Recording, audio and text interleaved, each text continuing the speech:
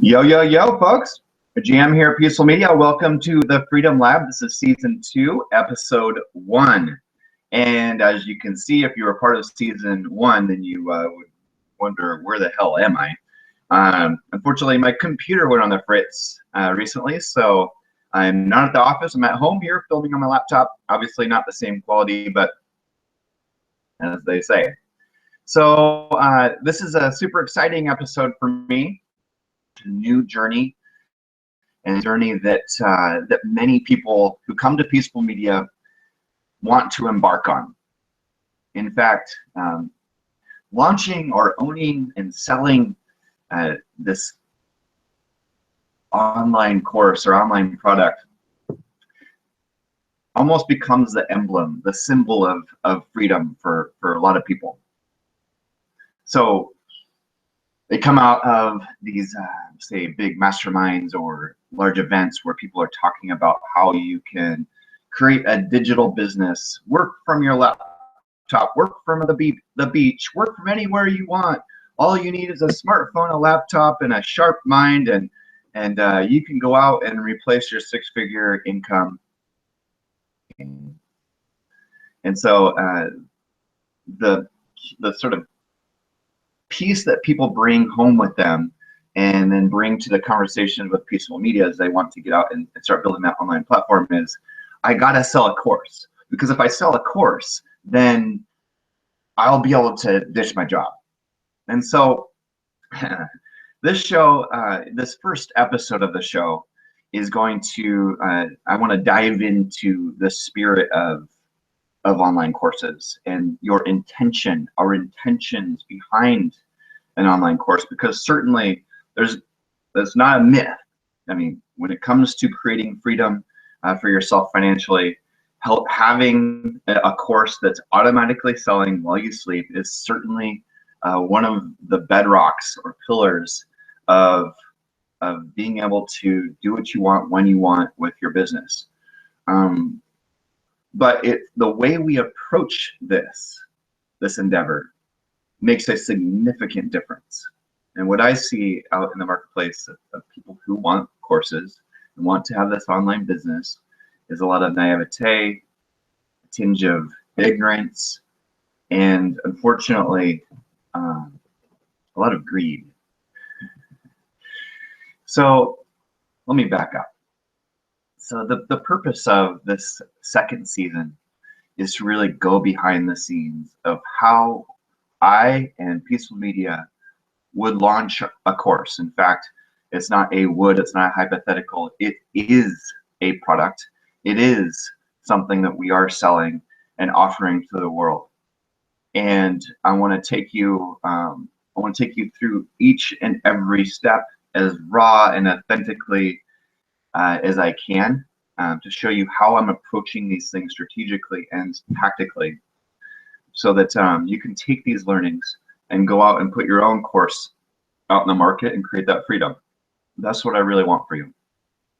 But I also want to get a little bit, this is not a typical how to create an online business by selling your course where journey we're going on. Because for me, and anytime anyone comes to Peaceful Media, we're looking at more than strategy and tactics of externally launching. We want to look at also the whys, the internal pieces of your psychology, of our psychology, and tap into the why. Tap into the why behind why we do this. What is compelling us to put together this course? And I guarantee you, if you're just coming at it from I want to replace my income, I don't want to do my job, my career anymore, and this is my vehicle to get there, you're in for a long, hard journey that I believe won't result in quick results. In results meaning quick sales, customers, and replacement of your job. You're in for a harder journey when you come at it from that why or that intention. So I'm going to dive into, I'll explain the product that we're going to be centering this season around. And I'll also talk about in this first episode why I would do this. I also want to share a story that just came across my consciousness on YouTube, and it sort of demonstrates what I'm talking about. How an online course and the freedom that creates and the spirit of business really starts from an organic place of service. So one thing in your mind: success courses or creating online brands, and I would venture to say anything in life, has a direct proportion to service. Success has a direct proportion to service. The most successful people we work with, say Brendan, you heard me talk about this on season 1. His whole strategy rests on that word, service. Am I creating the greatest good for the people who trusted me with their attention, credit cards, and information, their time? Am I serving them with the greatest good? And all of his answers, all of his strategies, all of his tactics spill out from that place. So the first thing I want to do is ask you, do you want to launch a course? Okay. Secondly, why? This would be a good time if you're watching this on a replay, or if you're watching me live, go ahead and post in the chat room here. Why do you want to launch a course? Why do you want to launch a product online? What's in it for you? You can be honest. I mean, certainly one of the things that drove me was to create more time freedom so that I could spend more time with my family. But I'll get into the other one right now. When I look within, I look at my life's purpose. I don't think I'm here to be successful at business. I believe I'm here to help people create freedom, right? And one of the sort of pivot points in my freedom was the ability to share my message online, be able to create my quote unquote stage, right? A place where I could offer the container of my expertise and experience and support and help for people, you know, in a sort of legacy environment, right? So that if I go tomorrow, or I go in the next 45 minutes, and you watch this episode come to an end, then at least I know that something out there has legs to help other people. This is what compels a lot of people to go and write books. Same spirit. Putting your legacy of experience, support, and service for people, insights that took you a long time and a lot of money and a lot of hardship to be able to see and wrestle with and understand, and then to translate into teaching for people. What I seek in myself is that place of overflowing desire and ambition to help people, right? That's the place where brilliant, successful online businesses and product launches are born. Not the, I'm sick and tired of this damn job. If only I could replace that income, then I'd get out of there. You see how that's completely different mental space, heart space, and soul space. And this may sound woo-woo to some of you who are coming from a strictly business, logical, left brain side of things. But I'm telling you, the most successful people are the ones who are able to commune with service and helping people. What holds people back from putting online courses out there or even online brands is a fallacy that says, if I can't help thousands, if I can't help the majority of people, then it's not worth my time. I want you to ask yourself, is your desire so strong to be of service to people and help people, so strong that you would consider it a major success that one people communicates back to you, comments back to you, hits you up on the face your course product, your course Facebook group, by email, whatever? I am so grateful. I am so grateful that I found you, that you offered me that course, because you completely transformed my experience of life. I am so much happier. I'm so much more successful. I'm so much more alive. I'm so much more helpful for people. My wife loves me now. We can get along. I found my soulmate.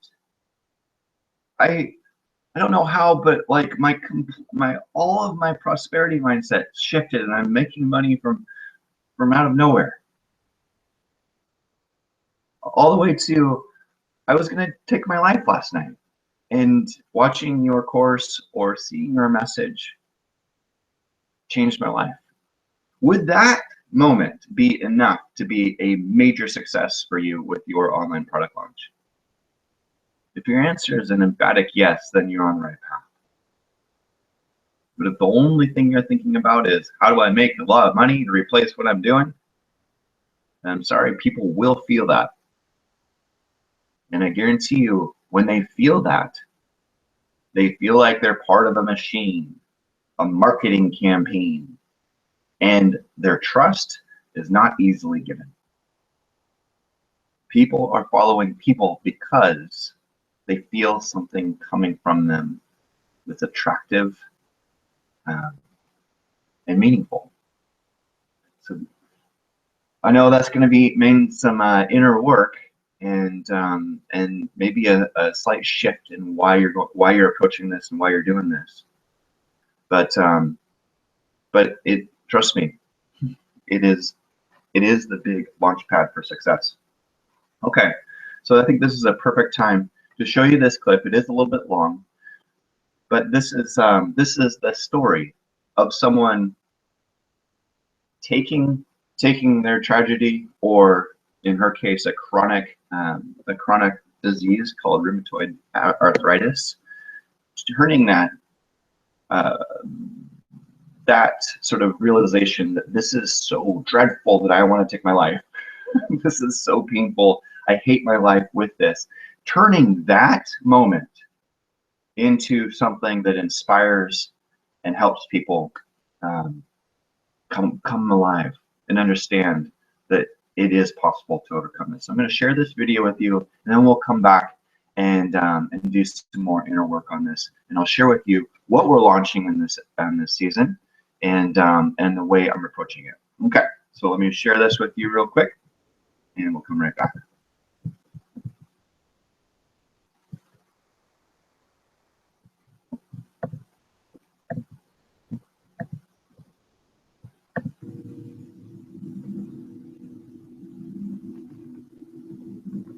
Shooting pain coming down from the top of my head, from my neck, all the way down to the back of my hips.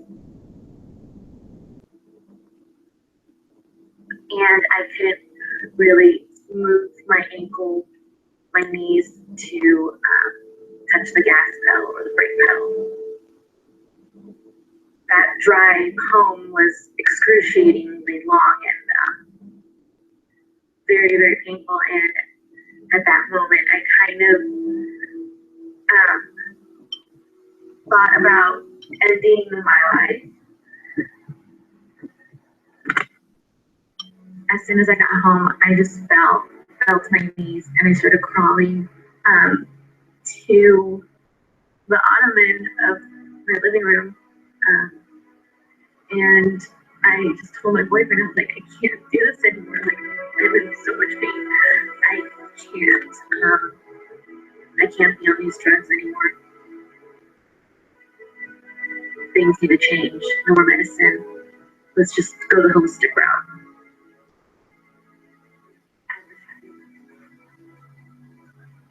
I changed my diet completely to an organic, anti-inflammatory diet. It removes a lot of dairy and gluten, which really inflames my body. I meditate, I do yoga, and I do a lot of acupuncture. So that's a lot of the homeopathic stuff that I do and holistic stuff to treat my RA.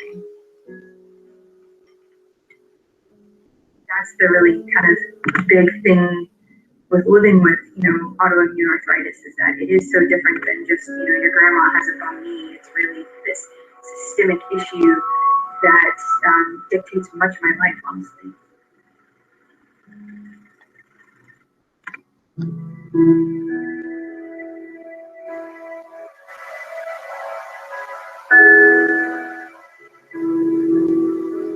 When you stop and you start listening to yourself, and when you start taking stock of where you are in that moment and allowing yourself to just be in that moment and own that moment for yourself, and that moment is for nobody else, then this really magical thing happens where you can just sort of let go.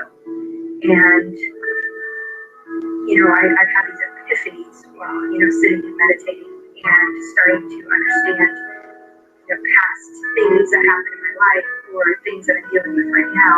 And it's amazing when you just kind of carve out that time for yourself, what it can do for you.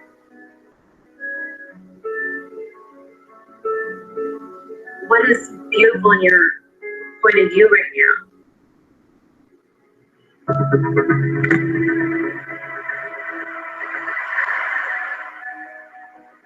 It's just like, for me, as soon as I start running, like, I think I get in the zone where it's just like, I guess it's automatic moving meditation.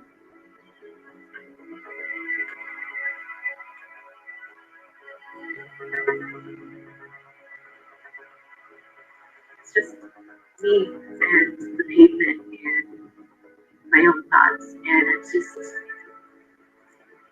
I don't know, I escape from it all.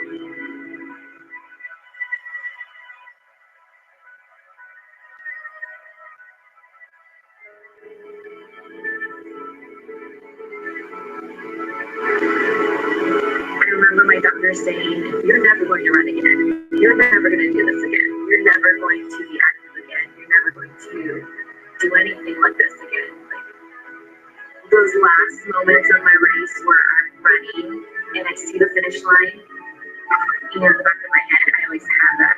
The doctor said, "You're never going to run again. And look at you. You're running a race, beating RA, because look at you. You ran this race." Those are really awesome moments for me.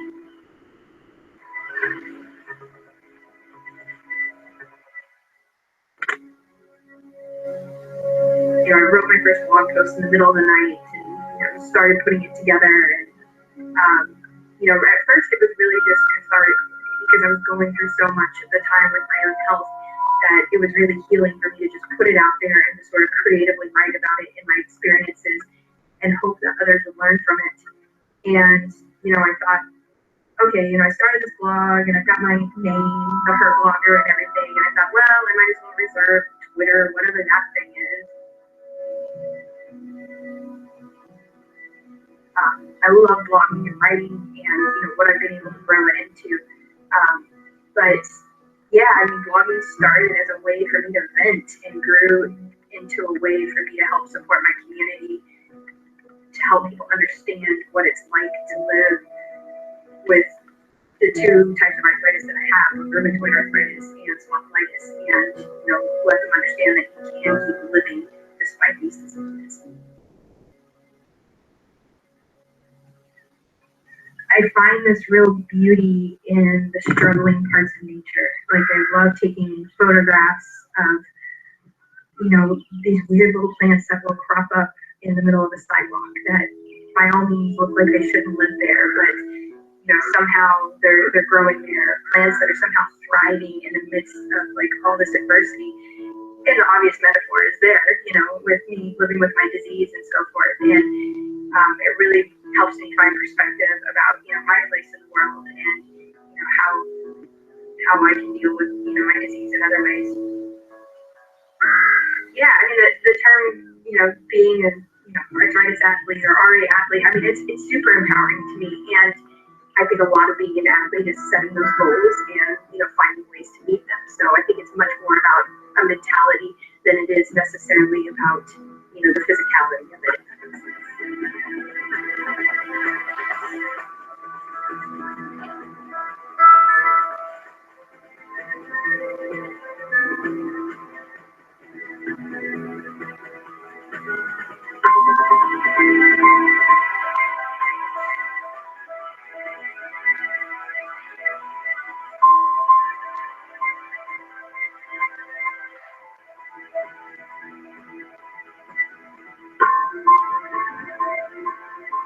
I hope to inspire whoever is looking for inspiration. I hope I inspire people to, whatever challenges that they have, whether it's RA, whether it's trying to live a healthy lifestyle, whether it's something completely different.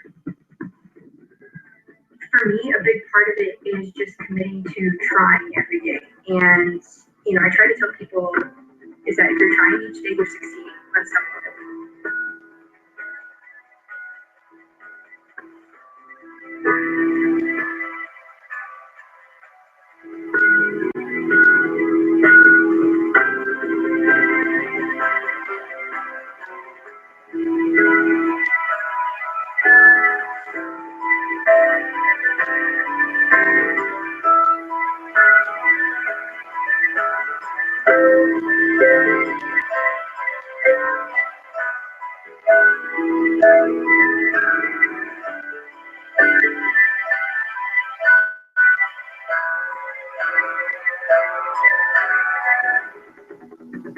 You have to tell yourself that trying is succeeding.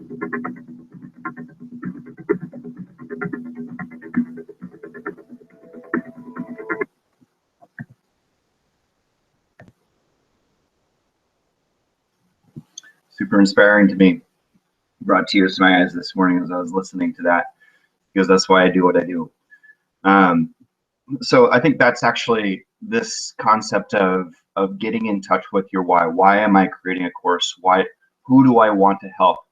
I've been through so much in my life. I've been through this and that and that, and it's taken me so much to understand and get perspective on why that happened and how I could overcome it and learn from it. And now I want to share. So I want you to spend this. That's what this whole episode is about. Because when we get that right, all the success and the strategies and the tactics that we're gonna create in the next episodes are catapulted from that energy of service. So do some journaling. I wrote a headline on mine. Do I have an overflowing desire to help people? Why? I recommend that you get your journal out and just write that question at the top. Do I have an overflowing desire to help people? Why? And then if you want to go a little bit deeper, ask yourself, what is a successful product? What is a successful product launch? What does that mean to you? And hopefully something that bubbles up from within, goes well beyond, transcends the financial impact and freedom and lifestyle, all that stuff that can be created if you do this really well. And hopefully something along the lines of service, giving, generosity, creating meaning around my tragedy or trauma, and leaving my legacy. Hopefully those things start bubbling up from within, and we can go from there and use that spirit to put together things that solve problems. So next episode, we'll talk about a little bit more about how our course Launch 31, which we just got done with beta, how that course Launch 31 happened organically, just like some of those women. Hopefully you could hear the sound, the women who just started blogging out of a cathartic, just having a cathartic experience of sharing and putting down on digital paper, what she was going through. A completely organic process of just letting the message pour from our hearts versus being pushed by a need to make more money. All right, so I hope that helps you. Hope you get some journaling done, and I'll see you in the next episode in the Freedom Lab. Season 2, Episode 2 next week, Wednesday, 9 a.m. PST. If you're watching this as a replay, you can join us live here and chat with me, ask your questions. I do this every week, Wednesday at 9 a.m. PST. You can sign up. It's free at freedomlabshow.com. And we also have a Facebook group. Just search for Freedom Lab Show, and you'll be able to find it. Ask for an invitation to come on in. It's free and public. All right, folks. I hope this was helpful for you. I'm Jam at Peaceful Media. Until I see you next time in the Freedom Lab, peace. And remember to love more, play more, and do more good. I'm out.